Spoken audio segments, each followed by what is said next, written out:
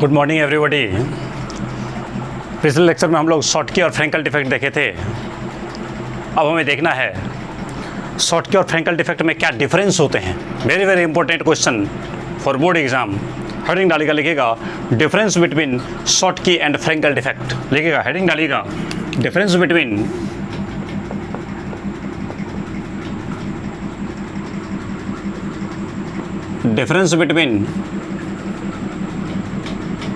Schottky and Frenkel defect. Schottky और Frenkel defect में क्या डिफरेंस होता है, हेडिंग डाल दीजिए शॉटकी और फ्रैंकल डिफेक्ट में डिफरेंस। सबसे पहले मेरे विचार से आप कॉपी को ऐसे दो भागों में बांटिए और सबसे पहले तरीका ये कि हालांकि शॉटकी डिफेक्ट भी आपको बेहतर ढंग से पढ़ा दिया गया है, फ्रैंकल डिफेक्ट भी पढ़ा दिया गया है, तो आप क्या करें, सबसे पहले डायग्राम बना दें। डायग्राम बना देंगे तो थोड़ा प्रोसेस भी थोड़ा लंबा हो जाएगा, देखने में भी थोड़ा अच्छा लगेगा और चीज़ें भी बड़ी आसानी से आपको समझ में आएगा।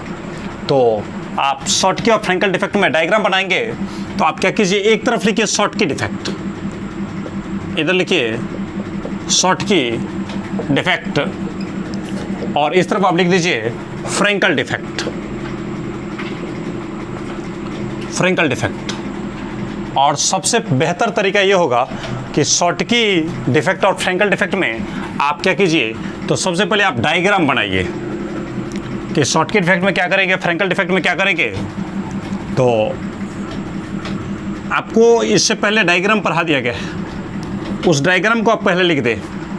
तो याद होगा ना, डायग्राम मैंने ऐसे बताया था, a plus B minus A plus B minus A plus B minus A plus B minus A plus B minus A plus B minus, और यहाँ मान लीजिए एक और दे दीजिए, एक और B minus A plus B minus A plus, ऐसा। अब देखिए शॉटकी में क्या हुआ था कि जोरा जोरी भाग जाए महल्ला सैन, शॉर्ट कर जाए शॉर्ट करे तो शॉटकी डिफेक्ट।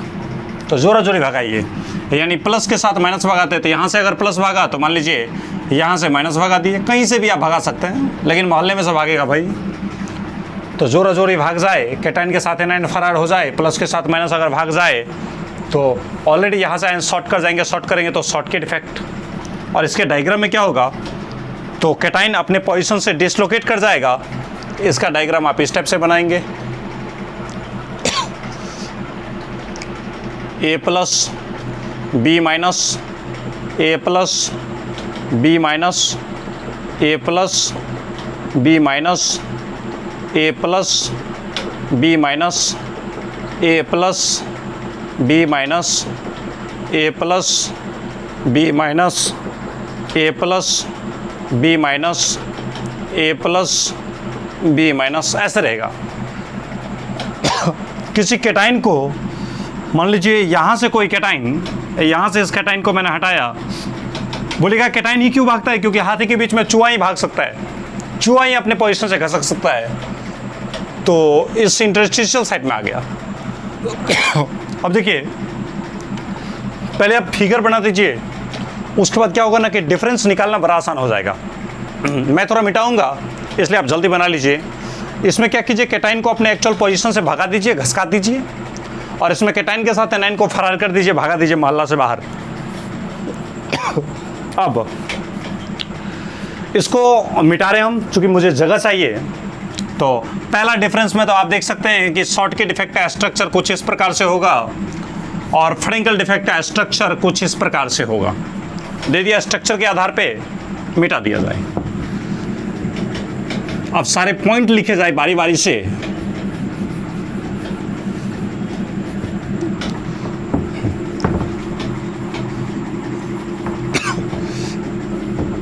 आप चाहें तो खुद से भी लिख सकते हैं, क्योंकि शॉटकी डिफेक्ट और फ्रैंकल डिफेक्ट दोनों को मैंने बेहतर ढंग से पिछले लेक्चर में समझा दिया था। तो आप लिख सकते हैं यहाँ पे दूसरा पॉइंट में क्या चीज़? तो यहाँ पे लिख सकते हैं पेयर, जोड़ा जोड़ी भागता है, पेयर ऑफ आयंस, आयन का पेयर मतलब कैटायन एंड एनायन दोनों, pair of ions are missing, ion का जोड़ा मिस कर जाता है, गायब हो जाता है, भाग जाता है, pair of ions are missing. और इसमें खासियत क्या रहेगा? तो आयन अपने पोजीशन से डिसलोकेट कर जाएगा, अपने पोजीशन से घसक जाता है। यहाँ पे लिख सकते हैं ions dislocate from actual position, अपने एक्चुअल पोजीशन से आयन डिसलोकेट कर जाता है यानी घसक जाता है। एक बात और बताइए, इसमें क्या था कि इसका सबसे बड़ा खासियत क्या था कि आयन का साइज सिमिलर था। तो यहां पे हम लिखते हैं दूसरा पॉइंट में ions are of similar size, ion का साइज क्या रहेगा? सिमिलर रहेगा। और इसमें क्या खासियत रहेगा? तो ions are of different size, ion का साइज क्या रहेगा? डिफरेंट रहेगा। साइज सिमिलर है, इस वजह से रेडियस रेशियो निकालेंगे तो रेडियस रेशियो बराबर रेडियस ऑफ कैटायन बटा रेडियस ऑफ एनायन। तो इसमें क्या होगा कि कैटायन और एनायन का साइज बराबर रहेगा तो ये कट जाएगा तो 1 के बराबर आएगा। और पता है आपको कि 1 जो रेडियस रेशियो है ये 1 काफ़ी हाई वैल्यू बन जाता है, क्योंकि बाकी सबसे मैक्सिमम रेडियस रेशियो तो 1 ही आता था। तो इसलिए इसमें बोलेंगे हाई रेडियस रेशियो, इसमें कहा जाएगा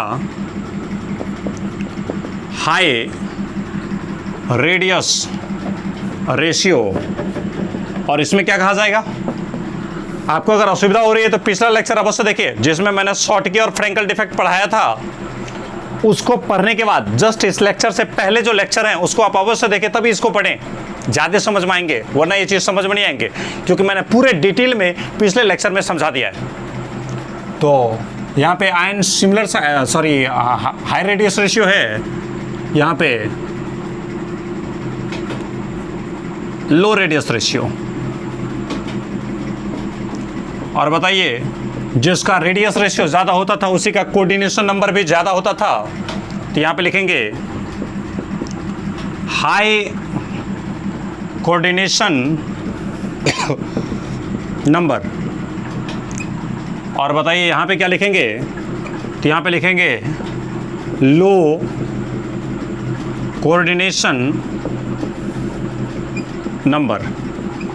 यहाँ का कोऑर्डिनेशन नंबर ज़्यादा, यहाँ का कोऑर्डिनेशन नंबर कम, इतना था। अब एक बात बताइए, इसमें जोड़ा जोड़ी भाग जाता था, इस वजह से यहाँ का डेंसिटी घट जाता था। तो शॉर्टकी डिफेक्ट होने से क्या होता है कि डेंसिटी घट जाता है, और फ्रैंकल डिफेक्ट होने से डेंसिटी ना घटता है ना बढ़ता है, कांस्टेंट रहता है। तो डेंसिटी रिमेंस कांस्टेंट, इसका खासियत ये होता है। अब बताइए इस शॉर्टकी डिफेक्ट के आने से क्या होता है कि जोड़ा जोड़ी भाग जाता है तो मास भी तो घटता है। तो इसमें क्या होता है, मास डिक्रीजेस, इस डिफेक्ट के आने से मास घट जाते हैं। जबकि इसमें क्या होता है कि आयन अपने क्रिस्टल लैटिस में ही किसी पोजीशन को छोड़ करके और वो किसी न किसी इंटरस्टिशियल साइट में चला जाता है। इस वजह से इसका खासियत क्या रहता है कि इसका मास रिमेंस कांस्टेंट, मास रिमेंस कांस्टेंट, इसके मास में कोई परिवर्तन नहीं आता है। सिंपल से लाइन सोचने वाली है कि 1 2 3 4 5 6 पॉइंट इसके निकल चुके हैं और एक पॉइंट आपका तो स्ट्रक्चर हो ही गया। इस तरीके से आप इतना बात लिख सकते हैं। ये सारी बातें आपको तब समझ में बेहतर ढंग से आएंगे अगर आप पिछले लेक्चर को पढ़े हैं। तो ये शॉर्टकी डिफेक्ट और फ्रैंकल डिफेक्ट में डिफरेंस आप इसको लिख दीजिए, वेरी वेरी इंपॉर्टेंट। बिल्कुल क्वेश्चन अक्सर आता ही है बोर्ड के एग्जाम के लिए, बिल्कुल बहुत ज़्यादा इंपॉर्टेंट होते हैं। इसके एग्जाम्पल अगर आप लिखना चाहते हैं तो शॉर्टकी डिफेक्ट में आप एग्जाम्पल दे सकते हैं। क्या चीज़? तो देख सकते हैं NaCl, KCl, CHCl, NaCl, KCl, CaCl, sodium chloride, potassium chloride, caesium chloride. और इसका एग्जाम्पल आप दे सकते हैं क्या चीज़, तो ZnS, zinc sulphide, AgCl, AgI। अब बोलिएगा सर AgBr नहीं दिए, भाई AgBr हम दोनों का डिफरेंस लिखा रहे हैं ना, तो डिफरेंस करने का मतलब होता है कि जो दोनों में कॉमन नहीं है, जो दोनों का अलग अलग है। तो AgBr तो ये शॉर्टकी भी दिखाता है, AgBr ये फ्रैंकल भी दिखाता है। तो AgBr का तो एक अलग ही पॉइंट बन गया कि AgBr दोनों में कॉमन है। तो आपको मैंने ये बता दिया कि ये कई बार पूछे गए हैं कि AgBr, शॉर्टकी और फ्रैंकल ये दोनों ही डिफेक्ट को दर्शाता है। चलिए हमारा इस तरीके से शॉर्टकी और फ्रैंकल डिफेक्ट भी खत्म हो गया, इसको मिटा देते हैं। इसके बाद हमारा बनता है, फटाफट इसको नोट कीजिए, इसके बाद हमारा बनता है नॉन स्टोइकियोमेट्रिक डिफेक्ट। अब वैसा डिफेक्ट जिसके आने से सॉलिड का फार्मूला बदल जाता है, उसी डिफेक्ट का नाम दिया जाता है नॉन स्टोइकियोमेट्रिक डिफेक्ट। अपने शॉर्टकी और फ्रैंकल डिफेक्ट में डिफरेंस देख लिया था। और देखिए शॉर्टकी फ्रैंकल डिफेक्ट की जैसे डिफरेंस की बातें हम कर चुके हैं, तो अब हमारे पास बनता है दूसरा डिफेक्ट जिसका नाम है इम्प्योरिटी डिफेक्ट। इम्प्योरिटी डिफेक्ट नाम से ही स्पष्ट है, वैसा डिफेक्ट जो इम्प्योरिटी के एडिशन से जनरेट होते हैं। इम्प्योरिटी कहने का मतलब फॉरेनर एटम्स, कोई बाहरी मटेरियल, कोई एक्स्ट्रा कंपोनेंट। तो सॉलिड क्रिस्टल में अगर कहीं से बाहरी कंपोनेंट अगर चले आते हैं, तो उस वजह से जो सॉलिड में डिफेक्ट जनरेट होते हैं, उसी डिफेक्ट का नाम होता है इम्प्योरिटी डिफेक्ट। हेडिंग डालिएगा, लिखिएगा इम्प्योरिटी डिफेक्ट। दूसरा डिफेक्ट है, पहला हमारा था स्टोइकियोमेट्रिक डिफेक्ट। तो स्टोइकियोमेट्रिक डिफेक्ट 4 प्रकार के थे, vacancy defect, interstitial defect, Schottky defect, Frenkel defect, 4 defect था। अब दूसरा हमारा हो गया, इसका नाम है इम्प्योरिटी डिफेक्ट। इम्प्योरिटी डिफेक्ट, अब इसको लिखना है ऐसा डिफेक्ट जो इम्प्योरिटी के एडिशन से उत्पन्न होते हैं। ऐसा गड़बड़ी जो बाहरी कंपोनेंट के, जो एक्स्ट्रा फॉरेनर एटम्स के डालने से उत्पन्न होते हैं, उसी डिफेक्ट का नाम दिया जाता है इम्प्योरिटी डिफेक्ट। तो लिखिएगा सच डिफेक्ट ऐसा गड़बड़ी विच जनरेट्स, जो उत्पन्न होता है due to addition of impurity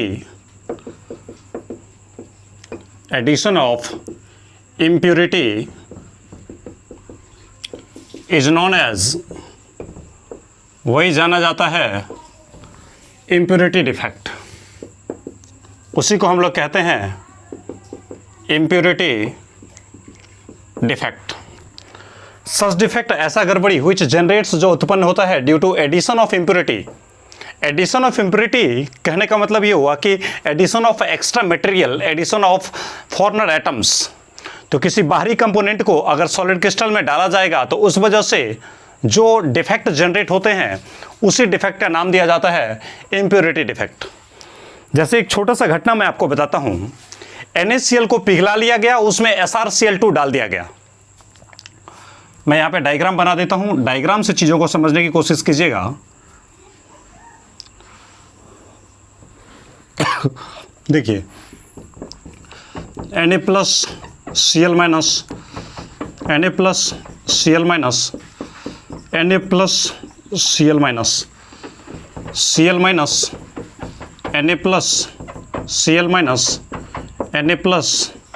Cl-,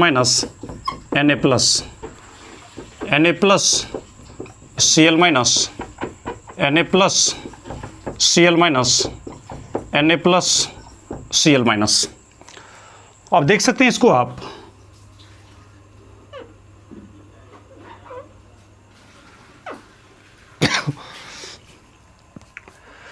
एक, 2, 3, 4, 5, 6, 7, 8, 9, 9 प्लस है, और माइनस में देखिए 1, 2, 3, 4, 5, 6, 7, 8, 9, 9 प्लस 9 माइनस है, मतलब सॉलिड इलेक्ट्रिकल न्यूट्रल है। हमने क्या किया, इस NaCl को पिघला दिया। तो NaCl पिघला देंगे तो NaCl टूट जाएगा, Na+Cl-, Na+Cl- में सारे कंपोनेंट अलग हो जाएंगे। अब इस NaCl के पिघले हुए अवस्था में कुछ मैंने बाहर से SrCl2 डाल दिया, SrCl2, तो SrCl2 टूटेगा कैसे, Sr2 प्लस और साथ में 2Cl माइनस के फॉर्म में। तो जैसे ही SrCl2 को मैंने डाला इस Na प्लस के क्रिस्टल में, तो हुआ क्या कि देखिए इसके ऑक्सीडेशन स्टेट में +2 है, सॉलिड अभी क्या है 9 प्लस 9 माइनस, इस वजह से सॉलिड हमारा न्यूट्रल है। लेकिन जैसे ही इसमें SrCl2 आप डालेंगे तो क्या होगा, एक SrCl2 के जाने से देखिए 2 प्लस 2 माइनस जाएगा, तो 2 माइनस जाएगा, तो मान लीजिए इस Cl माइनस 2 Cl माइनस को हम भगा दें और फिर इन दोनों Cl माइनस को डाल दें तो कोई फर्क ही नज़र नहीं आएगा। तो इस एनाइन के जाने से और दूसरे पहले वाले एनाइन को भगाने से कोई फर्क नहीं पड़ा। मेरे कहने का मतलब समझिए, मैंने क्या बोला कि SrCl2 को जैसे ही डाला जाएगा पिघले हुए NaCl में, तो उसमें से 2 Cl माइनस को आप भगाइए और उसके जगह पे इस 2 Cl माइनस को डालिए।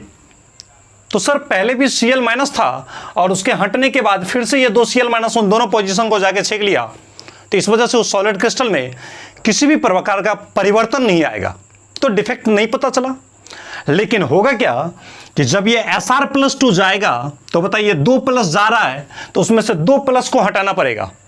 अगर यहीं पे हम AlCl3 डाल देते, कॉमन सेंस सोचिए, AlCl3 डाल देते तो ये टूट जाता है Al+3 और 3Cl माइनस के फॉर्म में, तो 3 Cl माइनस जाता, आप पुराने वाले पहले वाले 3 Cl माइनस को अगर भगा दिया जाता तो कोई फर्क नहीं आता। तो इस वजह से हमारे सॉलिड में किसी प्रकार का परिवर्तन नहीं आता, किसी भी डिफेक्ट की पता नहीं चलता। लेकिन अगर एगो एल्युमिनियम एक Al+3 जाता तो एक एल्युमिनियम जाएगा तो अपने साथ 3 प्लस को लेके जाएगा, और चूंकि इलेक्ट्रिकली न्यूट्रल रहना चाहिए सॉलिड को, तो इसमें से 3 प्लस के जाने से 3 प्लस को यहां से भागाना पड़ेगा। तो जैसे ही ये Na+ जाएगा तो 3 Na+ यहां से भागेगा, एक Al+3 जाएगा। तो देखिए होता क्या है, पहले मैं इस पे बातें समझा देता हूं, तब आप पूरी घटना समझ जाएंगे। तो 2 Cl माइनस आएगा और 2 Cl माइनस को भगाएगा तो चेंज कुछ भी नजर नहीं आएगा, मतलब डिफेक्ट नहीं हो पाया। तो हम क्या करते हैं अब कि Sr+2 को डालते हैं। तो जैसे ही सोचिए एक Sr+2 जाएगा तो एक स्ट्रोंशियम के जाने से 2 प्लस जाता है, और 2 प्लस अगर आप बाहर से डाल रहे हैं तो इलेक्ट्रिकल न्यूट्रल होने के लिए 2 प्लस को अंदर से फिर बाहर भगाना पड़ेगा, मतलब 2 Na+। मान लीजिए यहां से एक Na+ भागा और यहां से एक Na+ भागा, यानी एक Sr+2 के जाने से 2 Na+ सॉलिड क्रिस्टल से भाग गया, 2 Na+ यहां से भाग गया एक Sr+2 के जाने से। लेकिन ये Sr+2 क्या होगा, तो किसी एक पोजीशन पे रहेगा, Sr+2 एक पोजीशन पे रहेगा। तो एक जगह पे क्या हो गया, वैकेंसी जनरेट हो गया, तो इंप्योरिटी के मिलाने से जनरेट हुआ वैकेंसी। तो चूंकि यहां पे गड़बड़ी क्यों आया, क्योंकि आपने बाहर से इंप्योरिटी को मिलाया। यहां गड़बड़ी इसलिए आया क्योंकि आपने बाहर से इंप्योरिटी को मिलाया, इस वजह से जो डिफेक्ट जनरेट हुआ उसका नाम दिया जाएगा इंप्योरिटी डिफेक्ट। तो सच डिफेक्ट ऐसा गड़बड़ी व्हिच जनरेट्स, जो उत्पन्न होता है due to addition of impurity, अशुद्धि को मिलाने से जो डिफेक्ट जनरेट होता है उसी का नाम दिया जाता है इंप्योरिटी डिफेक्ट। तो आप यहां पे देख रहे हैं कि SrCl2 को अगर पिघले हुए NaCl में डाला जाएगा तो एक Sr+2 के जाने से 2 पॉजिटिव चार्ज एंट्री करता है। सॉलिड को इलेक्ट्रिकली न्यूट्रल मेंटेन करने के लिए 2 प्लस के जाने से 2 प्लस पहले वाला प्लस भाग जाएगा, यानी 2 Na+ भागेगा, जिसमें से एक Na+ के जगह पे तो एक Sr+2 चला जाएगा, लेकिन एक पोजीशन खाली का खाली रह जाएगा। तो यहां पे आया डिफेक्ट क्योंकि आपने बाहर से डाला इंप्योरिटी, तो इसलिए इस डिफेक्ट का नाम हो गया इंप्योरिटी डिफेक्ट। लेकिन देखिए मान लीजिए अगर हम AlCl3 को डालते तो क्या होता, तो एक एल्युमिनियम जाता तो 3 प्लस जाता, तो 3 प्लस जाता तो 3 जगह से Na+ भागता, 3 जगह से Na+ भागता, तो जिसमें एक जगह पे तो ये एल्युमिनियम खुद चला जाता, लेकिन 2 जगह खाली ही रह जाता। तो यहाँ पे 2 पॉइंट पे गड़बड़ी इसलिए आया क्योंकि आपने एक बाहर से एक्स्ट्रा मटेरियल को मिलाया। तो ये देखना पड़ेगा कि अगर 3 प्लस वाले को अगर डालते हैं तो 3 जगह खाली होगा, जिसमें से एक जगह पे तो एल्युमिनियम खुद चला जाएगा, बाकी 2 जगह पे वैकेंसी रह जाएगा। तो वहाँ पे गड़बड़ी इसलिए आया क्योंकि आपने बाहर से इस इंप्योरिटी को मिलाया, फॉरेनर एटम को मिलाया, फॉरेनर आयन को मिलाया, तो इसलिए इस डिफेक्ट का नाम दिया जाएगा इंप्योरिटी डिफेक्ट। तो इसको हम फिर से नोट करते हैं। इसको एग्जाम्पल के तौर पे ऐसे भी नोट कर सकते हैं, when SrCl2 added in molten NaCl, जब SrCl2 को डाला जाता है मोल्टेन NaCl में, पिघले हुए NaCl में, then due to addition of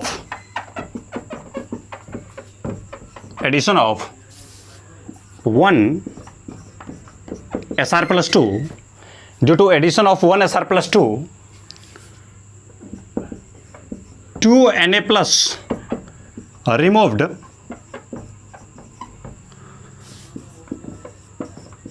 from the lattice sites, 2 Na plus उस लैटिस साइट से भाग जाते हैं। one position of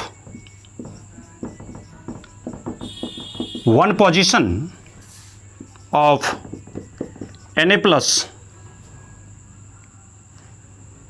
one vacant position, ऐसे लिखते हैं, एक खाली जगह, one vacant position of Na plus is occupied, छेक लिया जाता है, by Sr+2 and one position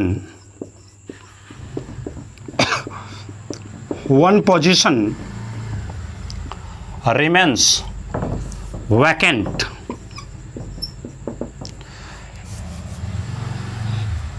This defect is known as, this defect generated due to addition of impurity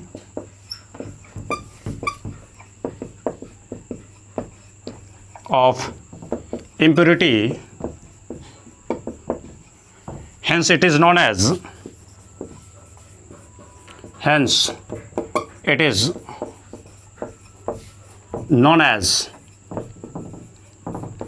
impurity defect।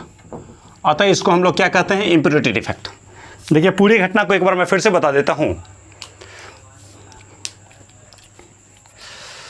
NaCl को सबसे पहले पिघला लिया गया, इस पिघले हुए NaCl में SrCl2 को डाला गया, तो क्लोरीन एनाइन के रूप में पहले से भी मौजूद है और फिर से एनाइन के रूप में आप क्लोरीन को ही डाल रहे हैं, तो नया वाला क्लोरीन आएगा, पुराने वाले क्लोरीन को भगाएगा, तो कोई परिवर्तन नजर नहीं आएगा।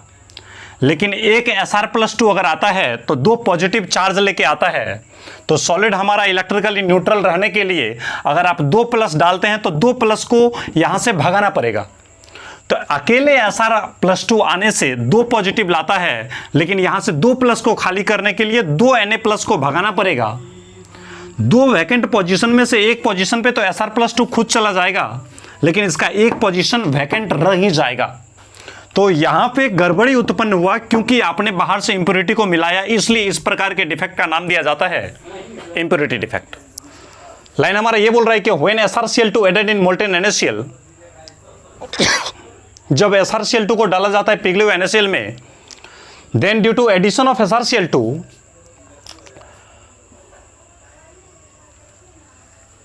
Then due to addition of 1 Sr+2, एक Sr+2 के डालने से 2 Na+ रिमूव्ड, 2 Na+ भाग जाता है फ्रॉम द लैटिस साइट से।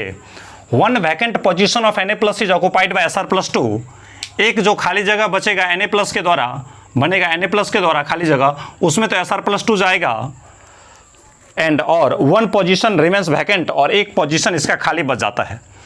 This defect generated due to addition of impurity, यह गड़बड़ी उत्पन्न हुआ अशुद्धि के मिलाने से, इसलिए इस डिफेक्ट का नाम पड़ेगा impurity defect.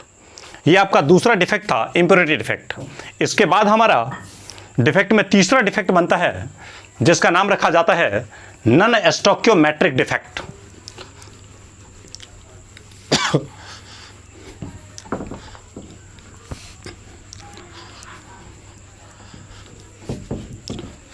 Non stoichiometric defect.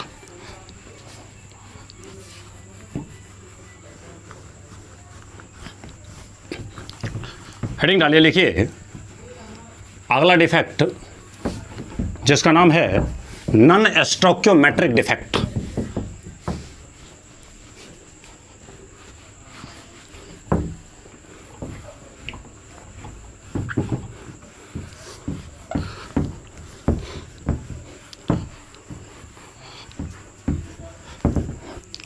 Heading डालिए, लिखिए तीसरा डिफेक्ट हमारा बनता है non stoichiometric defect. Non stoichiometric defect, तो देखिए ऐसा डिफेक्ट जिसके आने से सॉलिड क्रिस्टल का फॉर्मूला ही बदल जाता है।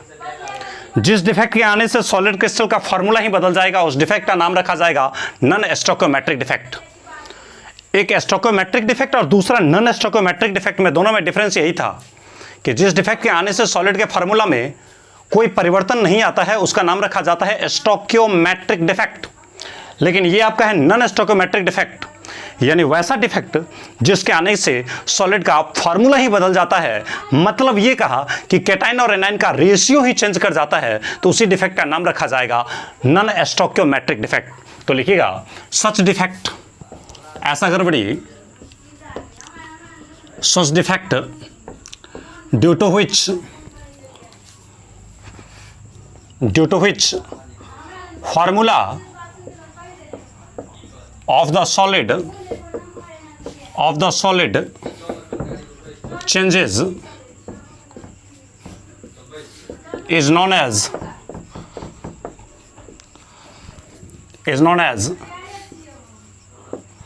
non-stoichiometric defect. उसी का नाम रखा जाता है नॉन स्टोइकियोमेट्रिक डिफेक्ट। ऐसा डिफेक्ट जिसके आने से सॉलिड का फॉर्मूला ही बदल जाता है, वही जाना जाता है नॉन स्टोइकियोमेट्रिक डिफेक्ट के नाम से। अब देखिए ये नॉन स्टोइकियोमेट्रिक डिफेक्ट भी फिर से दो भागों में बढ़ जाते हैं। एक का नाम रखा जाता है मेटल एक्सेस डिफेक्ट और एक का नाम रखा जाता है metal deficiency defect. Metal excess defect दो तरह के बन जाते हैं। एक का नाम रखा जाता है metal excess defect due to anion vacancy और दूसरा metal excess defect due to extra cation.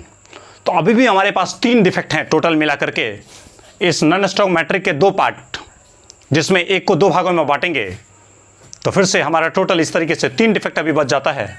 इसको हम अगले लेक्चर में लेके आते हैं।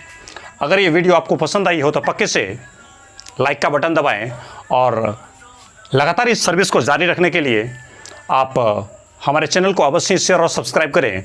इसके बाद जो हमारा वीडियो आ रहा है वो सॉलिड स्टेट का बिल्कुल अंतिम क्लास रहेगा। सॉलिड स्टेट इस तरीके से हमारा खत्म हो रहा है, बस लास्ट लेक्चर आना है जिसमें कि हम इस डिफेक्ट को क्लियर करेंगे और सॉलिड स्टेट पूर्ण रूपेण खत्म हो जाएगा। आपका एक वर्क बनता है, होमवर्क बनता है कि जो भी असाइनमेंट आपको दिया गया है उस असाइनमेंट के सारे क्वेश्चन को आप बनाएंगे और जितने नंबर के क्वेश्चन भी आपको डाउट हो रहे हैं सारे कमेंट बॉक्स में डालेंगे। एक वीडियो में हम सारे क्वेश्चंस को सॉल्व करके आपको पुनः भेज देंगे। तो इस तरीके से आपका ये चैप्टर पूर्ण रूपेण खत्म हो जाएगा और उसके बाद हमारा अगला चैप्टर स्टार्ट होने वाला है लिक्विड सॉल्यूशन।